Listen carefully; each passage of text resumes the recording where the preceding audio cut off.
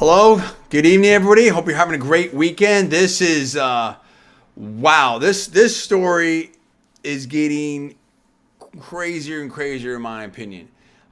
So much to talk about here, so much to say. Joined again by Paul at Villarreal by phone, and we're gonna talk about it. Like it's wild because, in my opinion, I was prescient. I was so ahead of the game. I hadn't really seen other stuff. I hadn't watched, Tucker. I hadn't, seen a lot of news reports out there. What I just did some quick skims, of the news out there, and I put those links in the video description on YouTube. I've seen the reaction, especially on LinkedIn, and there's so much more that has gone on with this story, so much more to talk about. And I want to make a correction. I'll also put that in the link over there. The gentleman I was talking about that is running for president on the Republican side, along with President Trump right now, is Vivek Ramaswamy.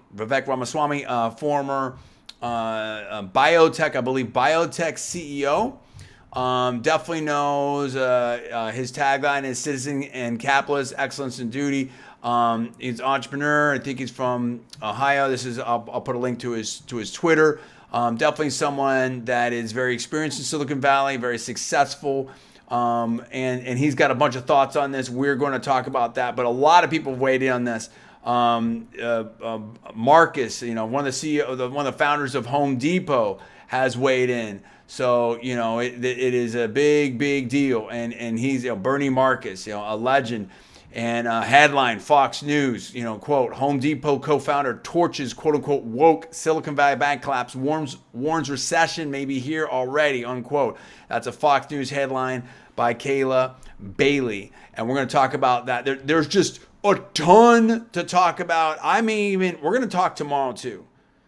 And here's the thing, I was super cool and I was remembering all the memories of Silicon Valley and stuff like that. But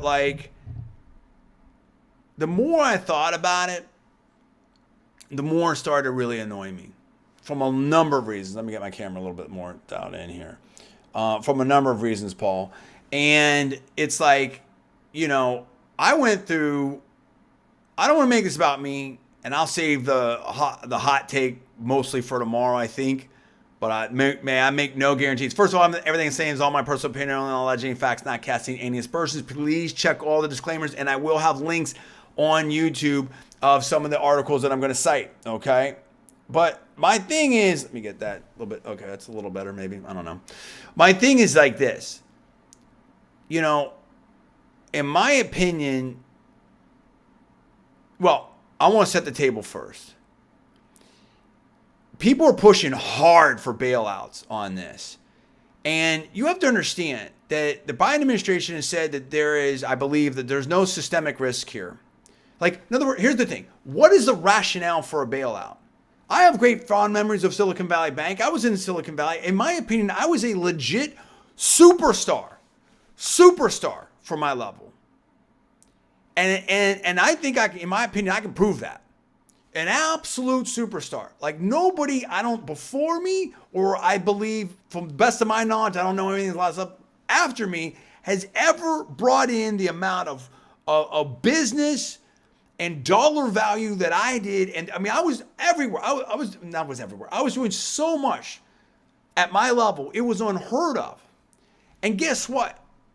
In my opinion, it wouldn't surprise me,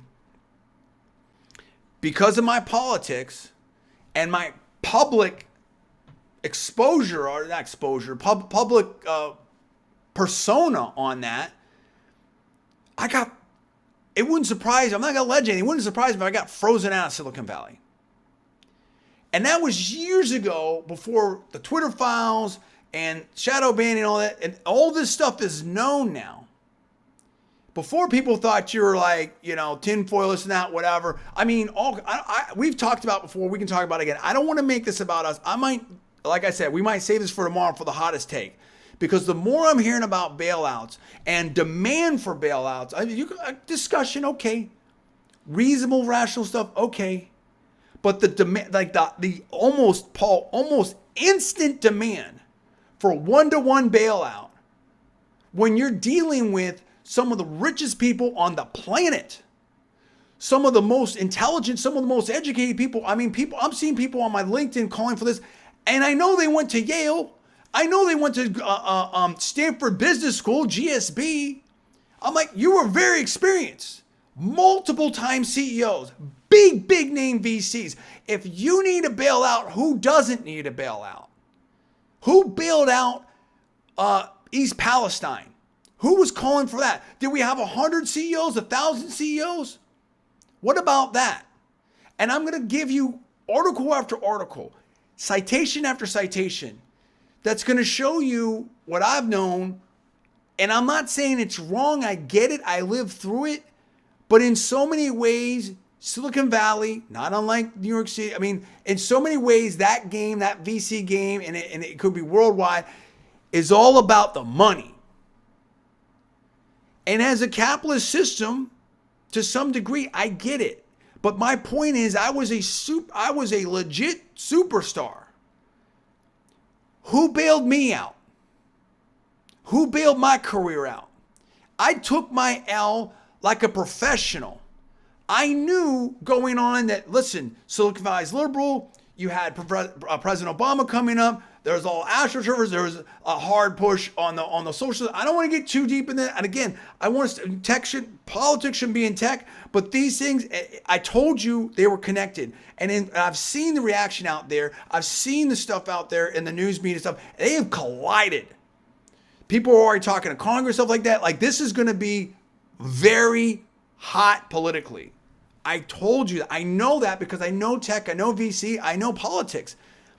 And you listen, you cannot have capitalism on the way up and socialism on the way down, especially when you're talking about the richest people. Do you understand how much insane money? If people want to bail out Silicon Valley, get all the VCs together, get all the entrepreneurs together, get all the people that are unicorns together, get all the billionaires together in Silicon Valley. Then you bail them out. And I told you Elon Musk might be talking about buying the bank. I threw that out there last night. And guess what he said today? He might be considering bailing them out. But he might do to Silicon Valley Bank what he's doing to Twitter. And God bless Elon Musk for doing it. Cleaning it up. This woke capitalism is, I mean, Paul, I was cool. And I'm warning you, I've warned all my viewers out there, this is a hot take. And I'm trying to keep a lid on it, at least until tomorrow. Because there's so much that's unfair about this. And I mean, this is going to be visceral. Visceral. When you're talking about people in East Palestine that got polluted. A toxic plume was blown up in their town. Who's bailed them out? Where's the one-for-one bailout for East Palestine? What about the people that have lived there all their life? They don't have $10 million in the bank. They're not guaranteed $250,000. Like, I mean, people have to wake up. And it was as bad as I thought, Paul. It was. We had ski trips. We had the ski trip to Tahoe and the retreat and the founders and like it was all this woke stuff. And I mean the rot that has infected Silicon Valley and technology. I mean, it's got to get back to fundamentals. The gall that some of these people have to demand a bailout and the VCs and dude, I mean, I'm really conflicted here. I got to turn it over to Paul because I don't know what I'm going to say next. I'm really conflicted on this. But this is wrong on so many levels. It's not even funny. It really isn't. I'm trying to be super cool and professional. I'm sponsored by Mellon. We appreciate them, Division of Logitech, to do a live business podcast. And I'll have a link on Mellon in the video description there. And this is, believe me, Paul knows me. He knows me enough. Listen, I'm a performer, professional media, stuff like that. But I do entertain and I do my thing here, right? But Paul will tell, this is no act. This is no act. This is no put on here. And I'm not someone that I like, there's a lot of stuff I won't do to get views. And, I mean, if I wanted to do certain things, if I wanted to be a sellout in media or a sellout in Silicon Valley, I really believe I could have been retired by now, totally rich and done that. There's so many sellouts. There's so many sellouts in Silicon Valley. It's unbelievable. There's so many sellouts in Hollywood. There's so many sellouts in DC. You find it everywhere. And people have to I mean, but I get it. I mean, I feel the loss. I'm sad that Silicon Valley Bank is punked. But this is now, the goal of this is tremendous. And I'm probably jumping ahead, and those that are joining me maybe don't get it. So I think we need to lay the table out first. But I really had to say that because this is not cool. This is not cool on many, many levels. I'm not making a call one way or the other. I may be prepared to do that tomorrow.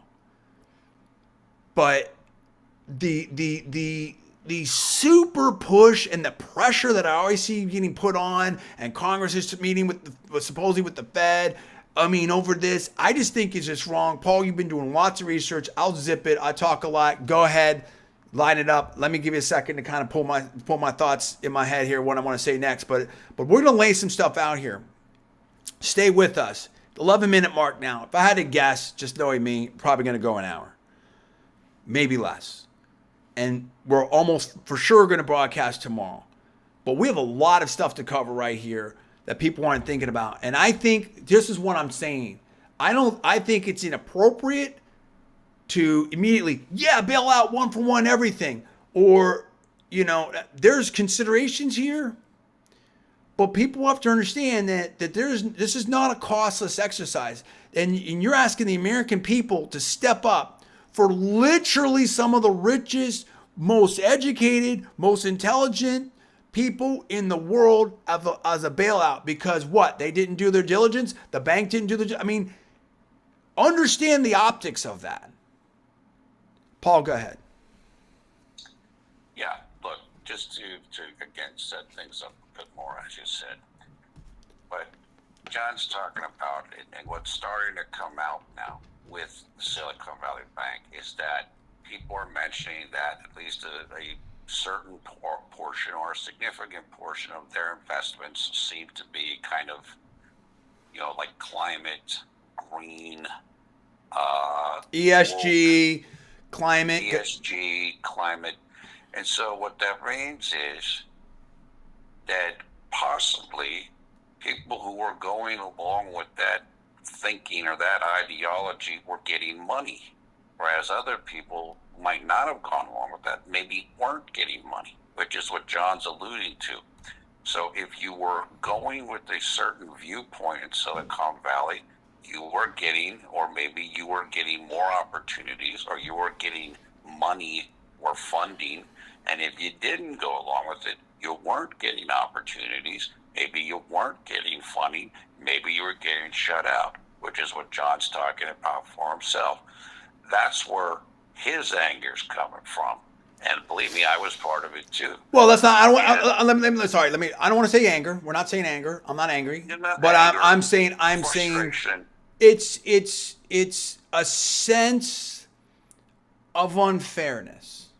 Yeah, and maybe a sense of unfairness and similar to this. Everybody knows if you have okay. Let's go to first principles. I hire you to mow my lawn, or you hire me to mow your lawn. I'm going to mow your lawn, and you're going to pay me. We have a contract. We write it out. You're going to pay me $100 to mow your lawn. And I agree. I look at the lawn front, back. I do my diligence. I've got my tools there. But I've mowed a bunch of lawns. I have experience, right? I even went to school to mow lawns, right? I went to the best school to mow lawns. And I've not only, this isn't my first company. It's my third. It's my fourth. It's my fifth company. Like I'm really, really good at mowing lawns. Great. So you hire me, I go out there and I do it, and then later I come back and then my lawnmower broke. I took a break. I had to sit down. All kinds of things happen. It takes me twice as long, whatever. And I say, Mr. or Mrs. Homeowner, I know I said I wanted $100, but I really want $50,000. That's inappropriate, in my opinion. We have a contract. We had a contract. I did my diligence. I did my thing. I'm experienced. I went to the best school, all that type of stuff. That was it, right? And so the point is that who doesn't know, particularly people going to Harvard Business School, Yale, Wharton, Berkeley, Berkeley Haas, Stanford Graduate School of Business. Who doesn't know that the FDIC insures deposits up to $250,000? Who doesn't know that? And you walk into a bank, it's all over the place, right? From last time I walked in, it's been a long time since I walked to the bank. Maybe I don't know. Maybe I'm wrong. Maybe it's not there anymore. I don't know. But I know that, right? It's written in the papers. Like, who doesn't know that? So if you know that, and you haven't done your diligence on your bank, and first of all, there's a lot of other aspects it's not just deposits that are, the bank's doing loans, there's all kinds of other activities of the bank. And again, I'm not alleging anything, I'm not claiming anything, I'm not giving financial advice, I haven't done all the research here. This is we're doing more. But I mean, I'm pretty sure, and Paul, correct me if I'm wrong, we can double check, and if so, I will correct myself in the video description on YouTube. But there's a lot of other activities that are covered that the bank does that may not be covered with the $250,000. That is for deposits. And when you talk, Paul, I'll look it up to double check and correct myself. So why are we bailing out everyone one-to-one when maybe not all the stuff that the bank does is even covered by the 250 FDIC? The point is that's the limit. That's the limit that has been set by the government for insurance. That's the limit. You don't get a 2x, 5x, 10x, 100x, whatever that, just because it's your favorite bank. You've always banked there. It's vital in Silicon Valley. I mean, just stop, dude. This is so insane. And again, where was my bailout, right? I mean, in other words, like, I understood that the political climate was changing. I understood that I was conservative, right, Republican, almost libertarian, whatever like that. I understood there was a risk involved there. And I didn't think it's not fair. We have free speech. I mean, I was so hot. I had all kinds of different deals going. And I was talking to VCs. It's up and down, big VCs. I know so many people, and they were talking to me, and we had meetings and everything, and conferences. And all of a sudden, I start doing these videos, and the phone goes ice cold. And all kinds of other stuff, this is not the purpose of this video. We'll talk about it later.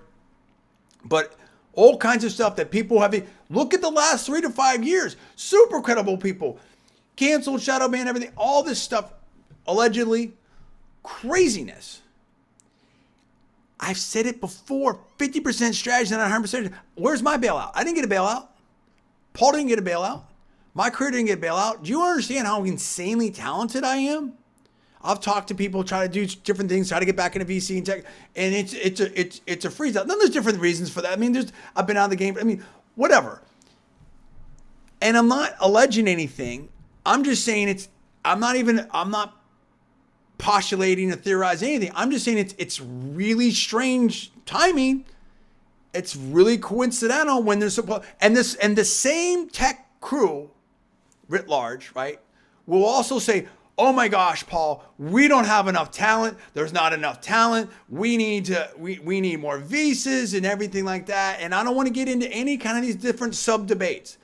All I'm trying to, and I'm not taking any positions on any policy stuff, right? I've also said on the Republican side that, America is the land of immigrants, everything like that. I don't want to get sucked into any side policy debates. I'm just saying there's a lot of potential doublespeak and hypocrisy here. That's the same way I've also pointed out that we have a lot of people signing, oh, we love Silicon Valley Bank now, but I have news reports here. Are the news reports wrong? Maybe they're wrong.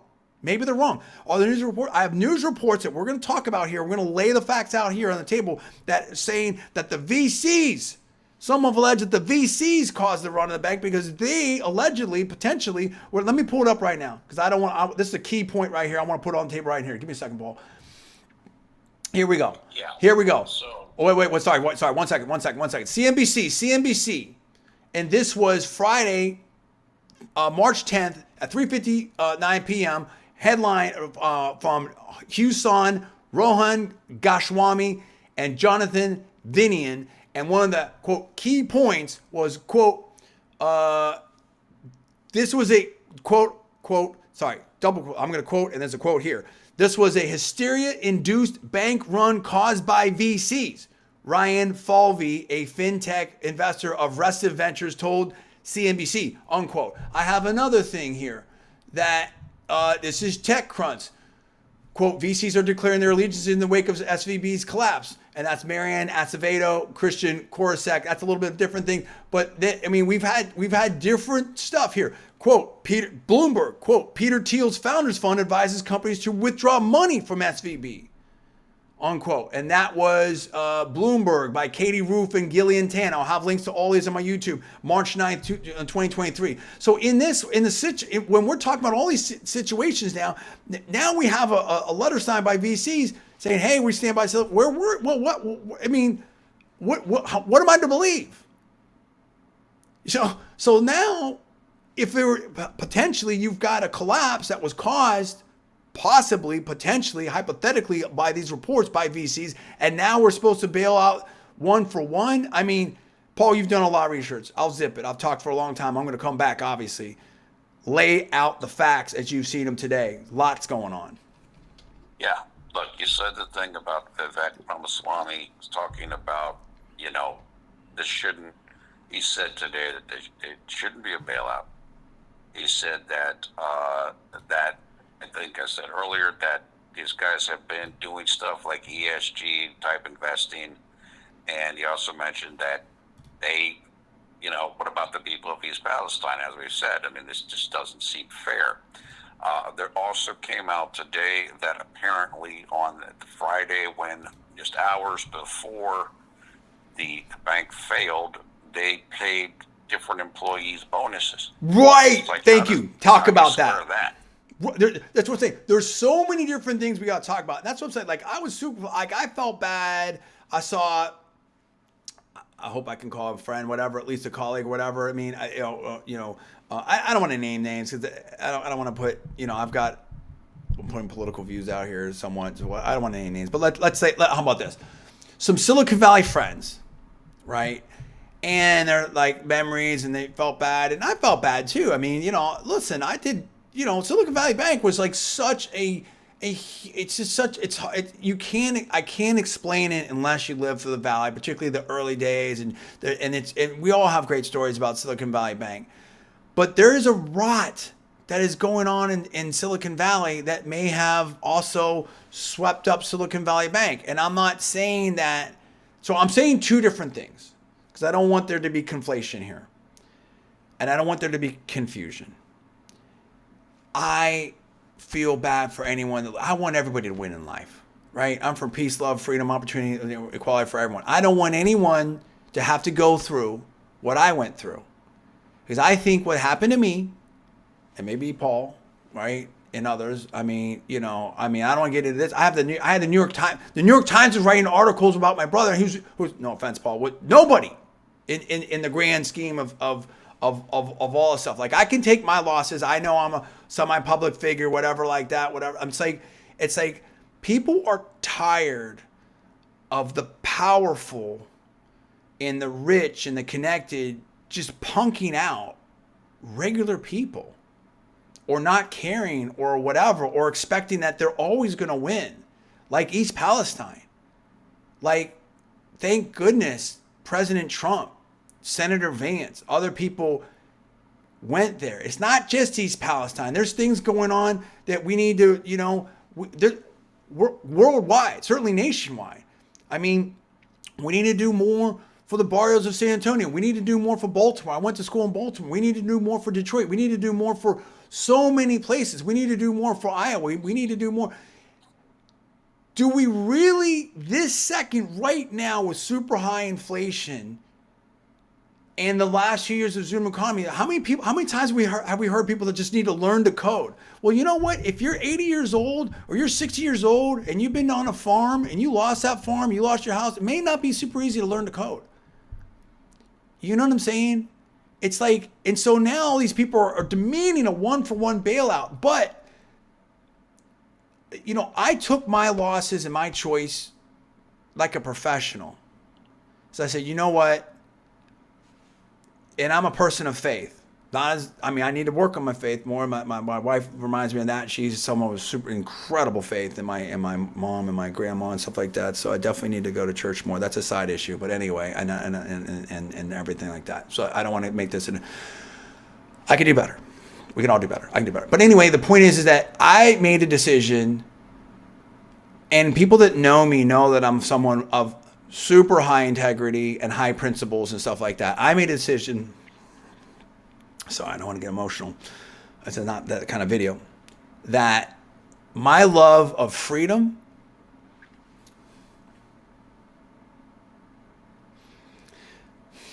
and what's right and what I believe in. I believe I was born with gifts and I'm supposed to help the world. And I had constitutional law from John Yoo, great professor Yoo at Berkeley. And he's someone, I just listened to podcasts that's, railing against the left wing, if you will, academia and stuff like that. And so I decided that I have a gift. I can broadcast. I knew YouTube was going to be hot way before almost anybody. I was in that second wave, not the first wave. I'm not saying I was the absolute original, but I said, we had the Young Turks on there. There really isn't anything on the other side, and there was an opportunity here. I could have gone for the easy. I could have gone for the video games, just the toys. I could have done all kinds of stuff. I said, what, we need to do this because we need to have a message out there that freedom, opportunity, liberty, all these things. This is going to make a sense here in a second. It's going to relate, I promise you, that all these things are important. And I'm someone that has a gift that's lived through it. I have to be able to send this message. Even if it's going to cost me my career, even if it's going to cost me money, even if it's going to cost me status. Do you understand how gifted I am and was? Do you understand that I have people that I went to school with that I know probably laugh at me, make fun of me? Oh, that guy, he could have, whatever. But they know how smart I am. They know how gifted I am. They know how much money I've made, how I was at the best law firm and I was crushing it. But I did it and I took the loss. It wasn't fair. It's not fair. This whole craziness of the super woke stuff is not sustainable. Now, that being said, I'm going to take a sidebar. There is important, and I want people on the right to understand this as well. There are important points about making sure that everybody has a seat at the table. I've said it before, it goes for both sides. It's not just one way. A 50% strategy is not a 100% strategy. If I'm a VC, I want to look at all the best deals. I don't care. That doesn't matter. I shouldn't be, the tech is the tech. The team is the team. If I'm doing a football team, I want the best. So when you get away from that, when you get away from meritocracy, there's problems. Now, that at the same time, we want to make sure that we have a hand up and we empower. My dad was awesome at that. And hopefully I'm trying to do, and that's part of what I'm doing. Right? In talking to people and doing courses and being on YouTube and broadcasting, we want to empower everyone. But not everybody can do everything. Not everybody's going to win. I can't be a nuclear physicist. That's not what I do. That's not what I don't want to say capable of, but that's certainly not my inclination or my natural gifts. Likewise, I probably couldn't be a doctor. My wife said, oh, you should be a doctor. No, I don't even like to get a shot. That's not me. That's you. That's not me. That's great. And God bless you, right? So it's okay. So what I'm saying is, if I took the loss, Silicon Valley Bank can take the loss. People with $10 million can take the loss. They're going to get their 250 or whatever it is. Other people that have $1 billion can take the loss. You made the risk. I didn't get a share of your profits when your company went public. Paul, did you get any money, Paul? Did you get any of the billions of dollars, all the money, the Miami Tech, the big money, the yachts? Were you at Mark Zuckerberg's party? Were you invited to did we get a share of the IPO? Did we even? No. It's bizarre and insane to me to see this discussion. It's one thing to say, listen, we think this is going to, here's why we think it's, in this case, if we do this limited thing and this and that, whatever, that it might be better for America. and innovation to do this. But listen, Vivek Ramaswamy has come out there. Let me quote on here. Quote, here's the right answer. This is relatively recent here. This is 9:50 p.m. Eastern time, about an hour ago. I can't read all of it. I'm going to link to it. But basically, he's saying that, quote, no depositor amnesty for SVB depositors. Let SVB fully fail, unquote. And there's more. So we've had that. Bernie Makus, founder of one of the founders, Home Depot, has talked about that, how the woke and stuff. The point is this: you can't have a situation with no consequence. That doesn't work. You can't have a situation where these people with insane levels of money and insane education, and I'm not advocating for this, but what I'm saying is venture capital. The crazy you have crazy returns is you have crazy risk. Risk and reward are tied together in these endeavors. That's the way it goes. But so many of these people are so papered up with degrees and stuff like that and connections. If they lost all their money, most of them would be, I would dare say, in probably better shape. And I'm not advocating, I wish the best for everybody. But they would be in much better shape than someone in East Palestine that just got polluted and maybe can't even return to their farm or their house or whatever. Who knows? And this is my personal, I'm not alleging anything. I mean, let me put that. If they got polluted. We're really revise and extend that. I haven't done the research. I don't know. I'm looking at news reports. I just saw something on TV. I'm not making any claims whatsoever. Or a lot of people, or a veteran coming back from a war that maybe has PTSD or got, whatever, that has all kinds of got injured. So to me, it's, and I don't want to make emotional arguments. I'm just saying that it's very unseemly that we immediately start talking about one-to-one bailouts. When, again, let's put this on the table. Here's another post here. I just saw that, and this is LinkedIn, and I'm going to post it. LinkedIn 4 hours ago by Brad Callett, editor of LinkedIn News. And I applaud you, Brad, for putting this up there and reporting the news. Report the news. Quote, SVB CEO sold stock before collapse. And it goes on here about how they sold, part of the portfolio and basically sold company stock, millions of dollars. And then they have other things of other people that were selling, other executives, I believe, that were selling a bunch of stock as well. And I've seen I don't want to throw a number out there, but some big numbers, dude. And this is a very important thing. You can't have a situation where people feel like they can never lose. They're the aristocracy. They've gone to the best schools. They're in the best companies. They got their massages and they got their foods and they got their Uber drive rides in there, and they have the $250,000, $500,000, $1 million salaries, whatever it is.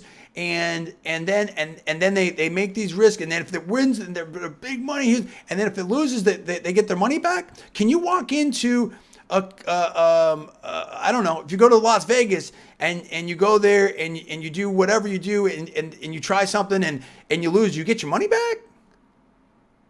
Like, what is the rationale? Were you deceived? Was there fraud? Was there some kind of confusion as to why you put your money in there? Why you maybe put all your money in there? Why you put your company money in there? I don't get it. Well, the VCs told us or that. Okay, well then that's on them. That's the deal you made with them. Well, so then maybe they'll give you. Will the VCs give you the money back if Silicon Valley Bank fails? Will they fund your company again? If they won't, maybe they'll go there. So this is what I'm saying. Like this doesn't make sense. This is going to be a big deal. I'm not saying one way or the other how I'm coming down on it, but I don't like the arguments. I don't like a lot of things I'm saying there. And okay, well, SVB's, has done all these left-wing causes. That's great. That's not a reason for a bailout. You're making a political statement there. You're making a different statement there. It's the same thing of these, again, Miami Tech and all the left wing stuff. Like, dude, you're not telling me about the tech or the team or or the business model, like none of that. And like Tucker Carlson said on his show, how does the retreat in Tahoe, what does that have to do with banking? It looks like a lot of fun. I'd like to go on a retreat to Tahoe. That's cool. I'd like to go to Yale. My wife's been bugging me for a long time, like, hey, we should go, because she's never been skiing. We should go skiing. That'd be awesome. Guess what? It probably cost me about 10 grand to go to do that. Plus or minus. Obviously, you could do it cheaper. You can do it more expensive. We know that, right? Or Whistler, or Squaw Valley, or Aspen, or Vail, or any of those kind of cool places. That costs money. That's big money. That is it. You're talking about a 1% or 0.1% problem. That's like saying my yacht wasn't big enough, and no, that's not quite. That's a little bit of more of a stretch, but that's like, that's like talking about going to St. Bart's or Monaco or whatever. Or, I didn't get the best seats at the Kentucky Derby this year or something like that. Like, do you understand how this hits people when there's people that can't afford eggs? What are we talking about, Paul? Hit me with some facts. Yeah. One other thing I want to say is that the Congressman Matt Gaetz has gone on today, or maybe even said it yesterday, and said that he will not support a bailout for Silicon Valley Bank. So my guess is you will begin to see more and more politicians start taking sides, and I think there will be a lot of people who feel like they don't want to support a bailout.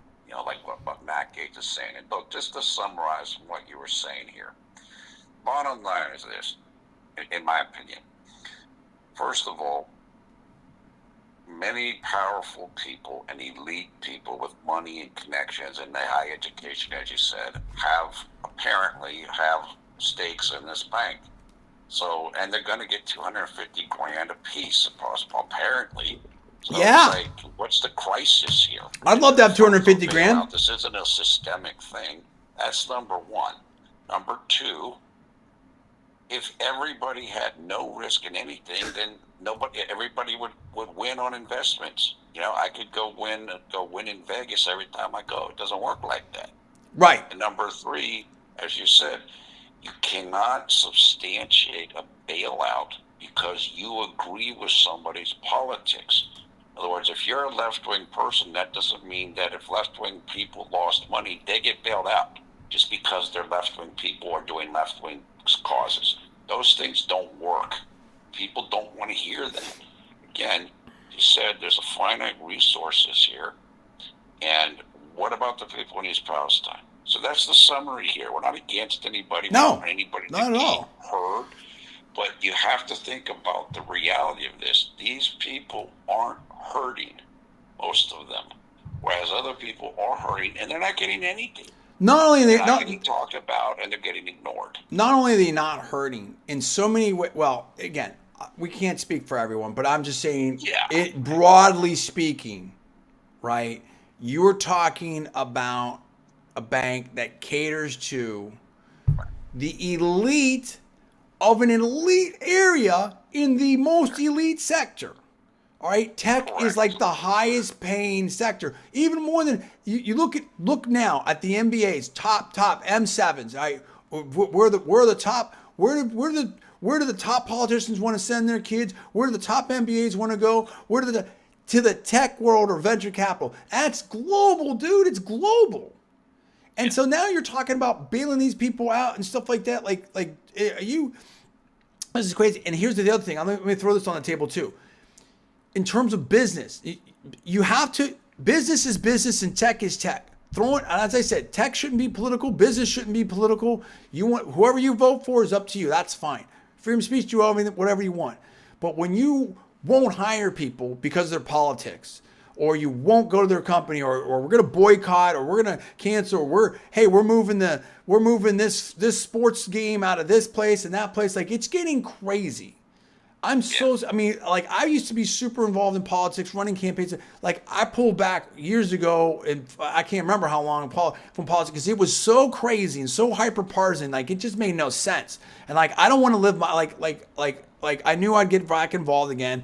But on a day, like, I don't want to live my life. I choose it's my life, right? And I'll say this. Everyone can say whatever about me. I always stand up for what I believe, and I've been my own person, right? Nobody controls me. And so I want to enjoy my life. I don't want to have super negativity and all that type of stuff. Now I'll stand up. I'm standing up now. I've stand up before. I've got thousands of videos. So I did it way before it was cool. It doesn't matter. It's not about me. Well, here's what I'm saying. Wall Street Journal opinion. It's not good business. Quote, is ESG profitable? Now, this is an opinion, okay, by Mike Udelson and Andy Puzder, and I'm going to link that as well, March 10th, 5:15 p.m. Quote, is ESG profitable? The numbers don't lie. And here's the bottom line. Corporations that remain, subheadlines, corporations that remain neutral on social and political issues outperform companies that lean left. And it's not by a little percentage here. They looked at the S&P 900. They had their own scoring, and you can dive into this and maybe this, maybe that. But if you believe the numbers, if you believe the way they did it, or if you were to study or however it was done, that basically you're talking about, if you add it all up here, almost from the top to the bottom, almost a 10% difference. That's enormous. And I don't mean like 10% difference between them. I mean like the ESG funds. Well, here, let me just do the quote. It would be easier. Quote, ESG funds performed worse, with most losing 2.5% to 6.3%. A simple index composed only of neutral companies gained 2.9%. So the ESG companies lost 2.5 to 6.3%, and the neutral companies gained 2.9%. Why are businesses involved in politics? Why is Silicon Valley Bank talking about climate stuff? From what I've seen report out there, why are they talking about sustainable stuff like that? What are we doing? What are we doing? How is that? Also, go ahead. If you want to do it, if you want to do that, if that's your aim and that's your goal, then you got to assume the risk. And if it doesn't work, then it doesn't work. Right. That's what I said about all these new venture funds. With brand new VCs, brand new venture funds, we're focused on this left-wing cause. We're all about left-wing stuff. We're so left-wing, and Silicon Valley's missing it. Sand Hill Road's missing it. They're all missing it, and we're gonna do all this. Great. You may be a genius. If you're right and your theory's right, you may be a genius, a super genius, like me, whatever, and maybe you're going to make a ton of money. If you're wrong, take your L. If you're wrong, your venture fund doesn't get bailed out. What's next? Are we bailing out venture funds now? So if you're just a bank and you fail, you get automatically bailed out? Is that the deal? What is the standard? This is insane. This is what one of the things that made people so upset with the 2008 crash. Was that you had people that were kind of just felt like they got really too far out there down the rabbit hole with these derivatives, second derivatives, and all this investments. And it's like they knew what they were doing. Guess what? At some point the bill came due. Well, guess what? I don't have to pay because you made a series of mistakes. I mean, it's like you made a bunch of money. I didn't make anything. Yeah. Why should somebody else foot that bill? Right. If you had major deposits in Silicon Valley Bank, look at the homes of some of these people. Look at their vacation. I mean, a lot of people, they can't go on a vacation this year. And again, you're in the context of the student loan thing maybe knocked down to the Supreme Court and what's going to happen there. And so now, people that may have gone to school and run up a bunch of debt, and then they got out during the pandemic and they couldn't get any jobs and they're punked. I mean, this is craziness. This is just. Let me just say go ahead. This real quickly to just add right on to that. Tucker, of course, we're talking about Tucker Carlson here for international viewers, who is a TV host that's popular here in America. Tucker Carlson had on a woman who was from East Palestine. This woman is I don't know, maybe she's in her 30s. She's a mother of two. She doesn't have a car. She's basically struggling to make ends meet. She doesn't have anything. What does she do? She said there's a lot of people in that town. It's a small town that probably got hit hard by factories leaving over the last 40 years and jobs disappearing. And she said a lot of people in the town, they're on welfare. Their things are tough. Nobody's even talking about them. They can't sustain a hit. Nobody's helping them. There's no talk of a bailout. And yet we got, like you said, these people that are basically set, most of them, and we instantly have to bail them out. I mean, it just doesn't make any sense. Right. The thing is that I think if we had a rational discussion and there was analysis and data and you can show me, make the case that, hey, this is why it's going to be better for American taxpayers, stuff like that, then that'd be one thing. I feel bad about Silicon Valley Bank. You know what I mean? But the problem is that the more, I knew it was getting bad, right? That's part of the reason why I got out of California and like a lot of other people years ago. But it's almost like I knew, but I didn't know, like it's so bad. It's like if you're not like right with the orthodoxy, like forget it.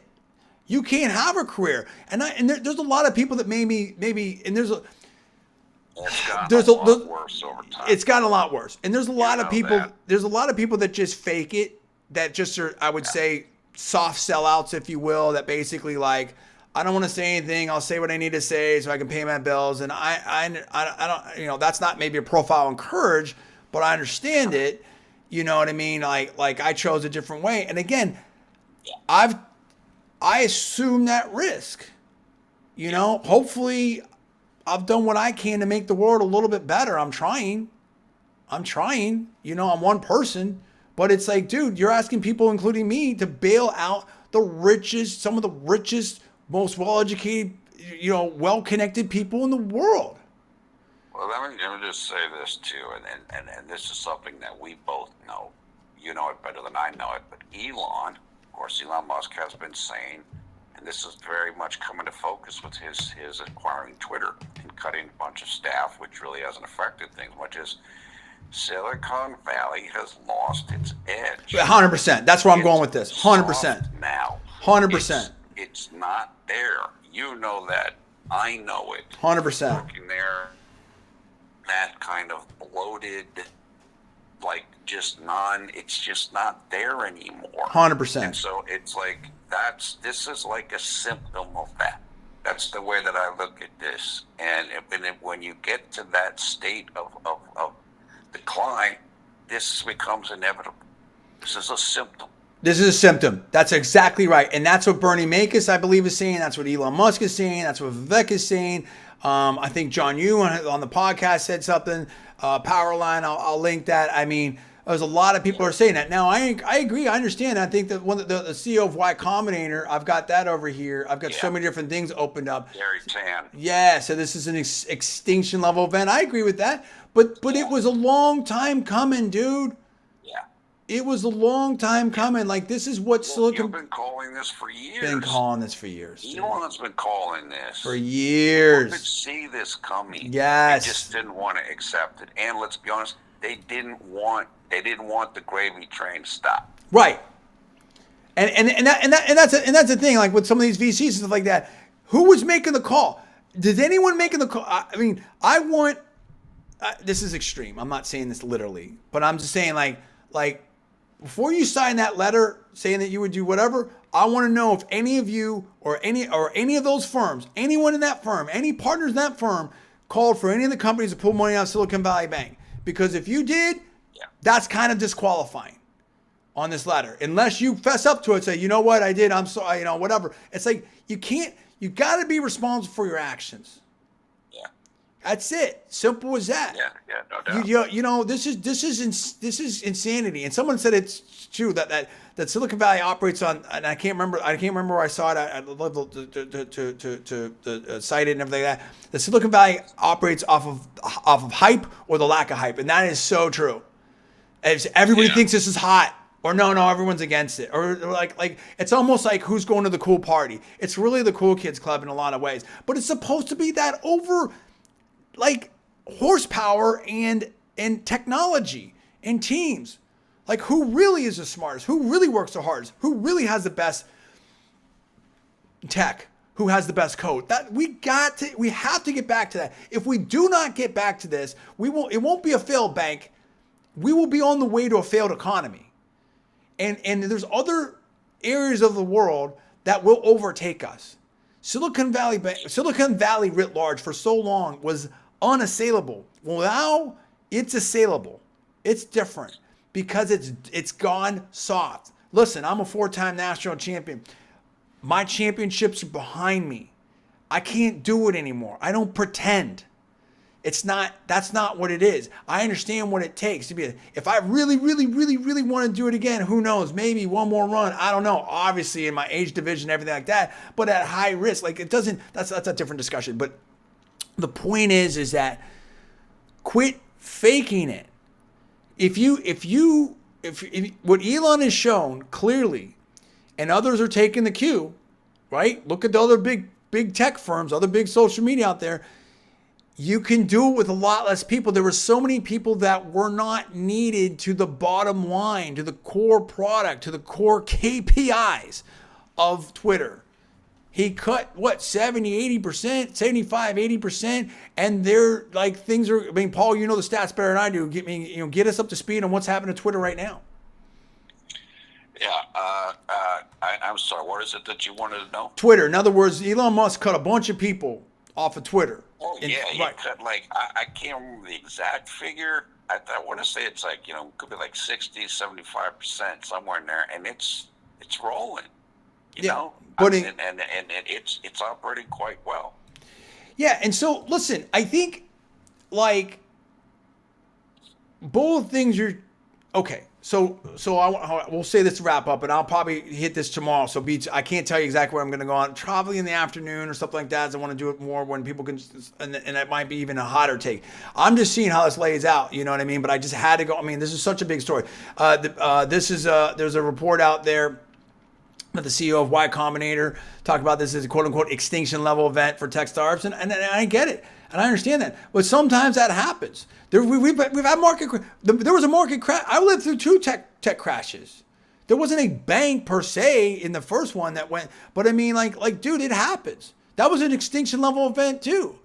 We don't see, how many .coms from wave one do you see still around? Dude, it happens. If you made the wrong move, you made the wrong move.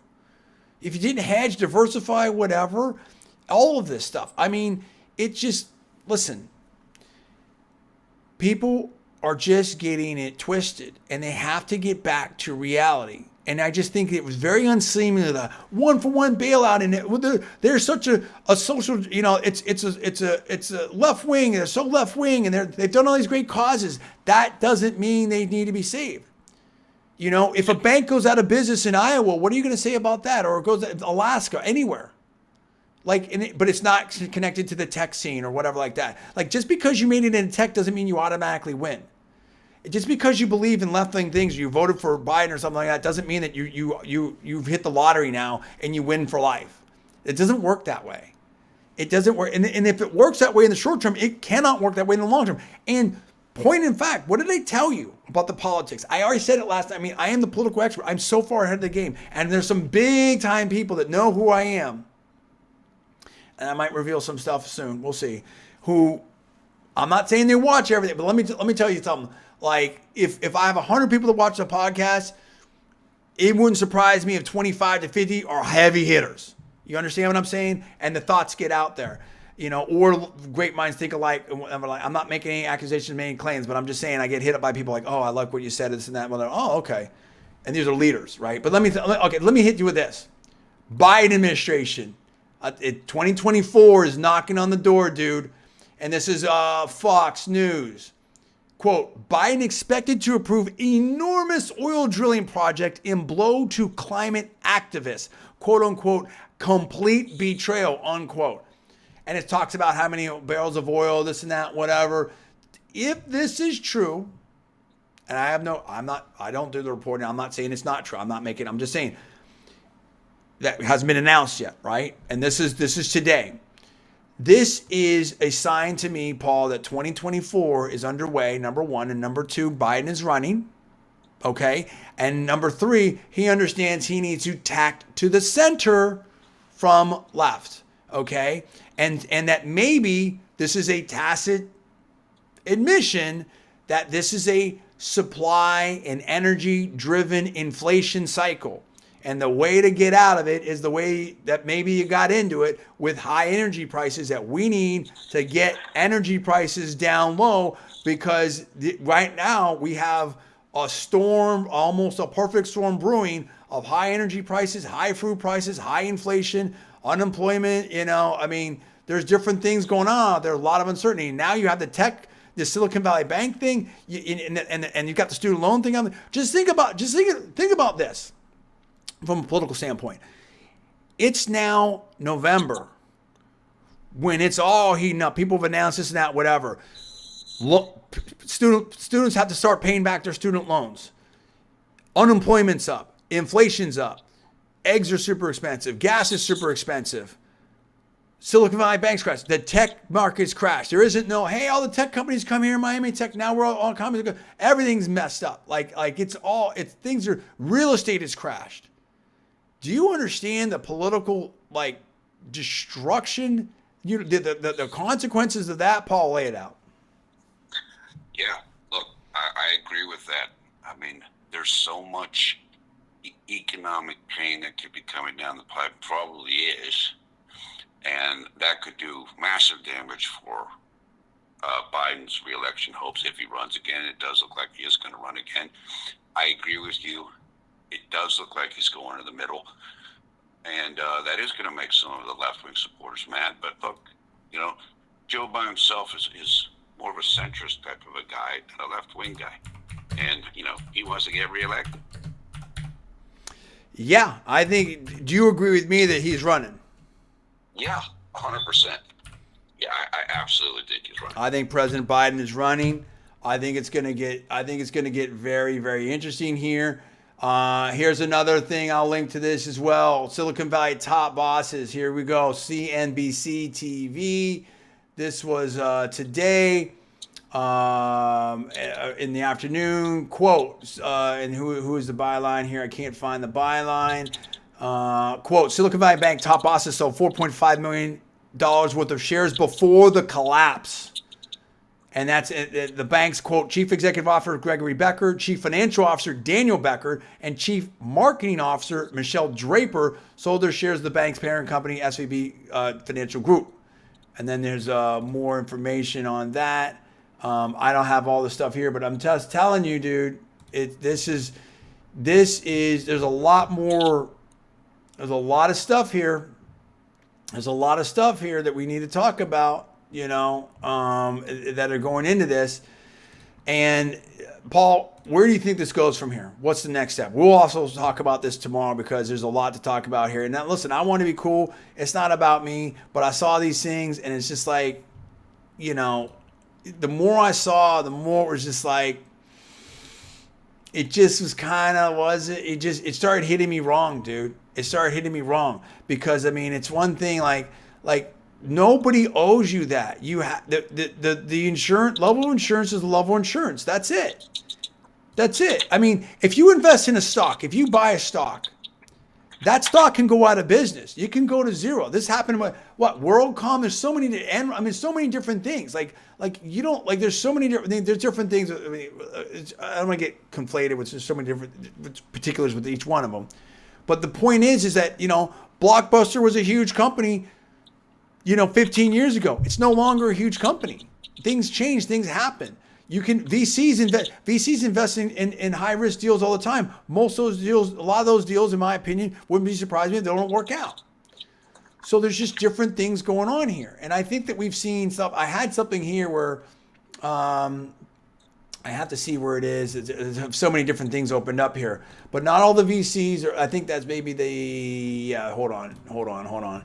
Okay, wait a minute. So we have here, this is from TechCrunch, quote, on Friday, a group of, and this is by Marianne Acevedo and Kristen Korosek, where a bunch of VCs are sending this thing, supporting, Silicon Valley Bank. But, quote, there are also some noticeable absences from the list, including A16Z and Andreessen Horowitz, Founders Fund, Sequoia Capital, and Y Combinator. And let me tell you, I really respect Sequoia Capital. There's some partners there. I don't want to name names. I don't want to get to it. I mean, I think there's some people that are maybe libertarian, maybe conservative, or at the least, in my opinion, understand what made Silicon Valley great, understand what the game is, understand it's about technology, understand there's some wins and there's some losses. You've got to take sometimes, here's the thing that Silicon Valley better than almost anywhere else should know. Sometimes the losses are the best things for you. Sometimes the losses are the best things for innovation, creative destruction. Sometimes the losses are the best education out there. If we have a world where the best, the richest, the most successful can never lose, that's not a good world. That is not a dynamic situation. Anyway, we've gone for an hour here. I don't want to go too much longer. We'll talk more tomorrow. But I'm telling you, dude, there's a lot to discuss here. I haven't made a call about where I'm at policy-wise. I want to be very, very clear about that. But I know what my inclination is. I think that, you play the game, you take the risk, dude. You play the game, you take the risk. You go into this, you know what it is. I mean, how many? It's like, are we out of your mind? How many of these people are accredited investors? I mean, I don't want to get into technical. Again, I'm not pledging anything. I'm not, whatever. Everything you do is your own risk. I'm not giving you any advice, etc. But it's like you have to be kidding me. You got to be kidding me. Along with all the stuff that was going on with these different news reports, like I don't like the immediate push and the hype. Like, we got to bail them out right now, 1 for 1. And I mean, I think we need a big discussion on this. I mean, my inclination is towards, I don't know. I'll hold that thought till tomorrow. But I don't like some of the things I've been seeing out there. I don't think it's right. I don't think that the ESG, the left-wing causes, has nothing to do with the bank and whether it should get bailed out. It has nothing to do with it. If you believe in that, that's what you're about. You want to put your personal money in it, that's great. That's different than asking for taxpayers' money. And where's the bailout for East Palestine? And where's the bailout for so many other different things out there? Where's the bailout for the farmers? Where's the bailout for the truckers? Where's the bailout for the restaurateurs? Where's the bailout for the gym owners? Where's the bailout for the people that lost their jobs? I mean, there's so many different things here. I mean, and the thing of it is that, like, oh, don't get me started. There's just so much that goes in it. The point is that this is, like I said, I've been pointing this out for a long time. This is symptomatic. This is symptomatic of a bigger deal. Then the bigger deal is that this is not, you want to talk about sustainable. This is not sustainable. Where you're focused on everything else, where you're in a high risk business, or you're catering to high risk businesses, and you're focusing on stuff other than business. Now, at the same time, I'm all for maximizing opportunity, mentorship, lifting people up, emerging markets, or giving the most people the greatest opportunity, but you still have to let people win and lose in the game. You have to be able to win and lose in the game. If you can't lose, there's no game. It doesn't work. 2023 is when reality is reasserting itself. And I have other things to talk about. We're finding out who really can do it and who really can't. And nobody cares who you voted for. That has nothing to do with your bank. That has nothing to do with your technology. That has nothing to do with anything. So I don't know. I feel bad. I don't want anyone to lose their jobs. But anyway, we've said it all. We're going to line it out. What I'm saying is this. The path forward is going to be something different. I'm just telling you, it's going to be something different. Well, how about this? How about if they put a bailout together? Like, let's say if they did, and I'm not advocating for that at all. I'm just saying hypothetically. I'd love to see how this would be. And all the VCs, okay, Elon comes in, or whomever, a group of investors, whatever, we're going to bail out Silicon Valley Bank. And we're not going to do 1 for 1, whatever they're going to do. We won't even discuss that. Let's even say they wouldn't. But now we're going to put in the covenants, no ESG investing, nothing. There's no focus on politics or anything like that. It's all about business. Like, what would the Valley say then? What would all these other people say then? What would we talk about all the good causes? So, I mean, why are we bailing them out? So this is what I'm trying to get to. This is what I'm trying to suss out here, logically. Is this a business bailout? Is this a banking bailout? Is this a sector bailout, VC and tech, or is this a political bailout? No, this is too crucial for, these people are all about ESG and they're crucial for climate strategy or ESG, or do they vote Democratic or they fund Democrat, like we talked about yesterday, and you rightfully brought up, Paul, FTX and how much donations, some of those people were giving to the Democratic Party. So Yeah. you know what I'm saying? So now you're going to ask the taxpayers, including those of East Palestine, to do a political bailout? Like, who know? Question mark? Like, I don't like we need some deep discussion here. And I don't. Here's all I'm going to say. I don't think there should be any rush for any bailouts. I think we need to know all the facts.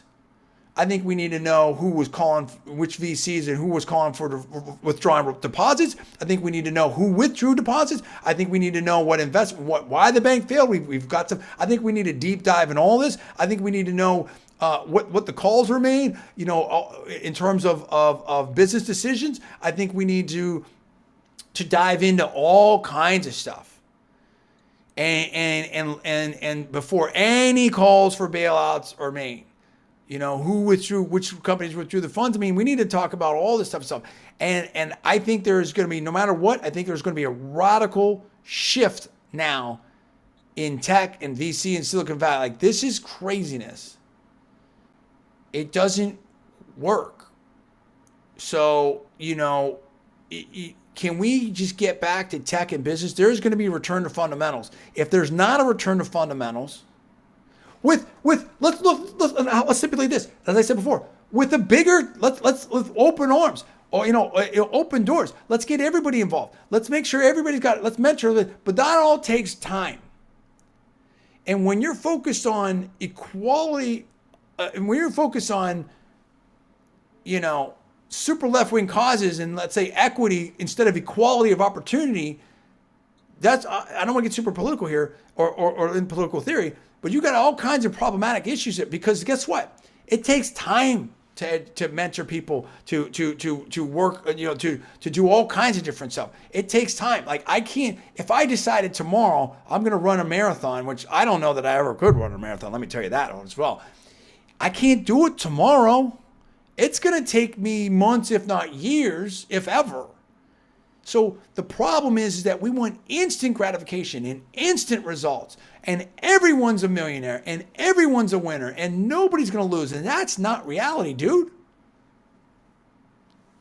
People, it's not reality. And when you try to impose that, it will break down because it's not sustainable. You want to talk about sustainable? That's not sustainable.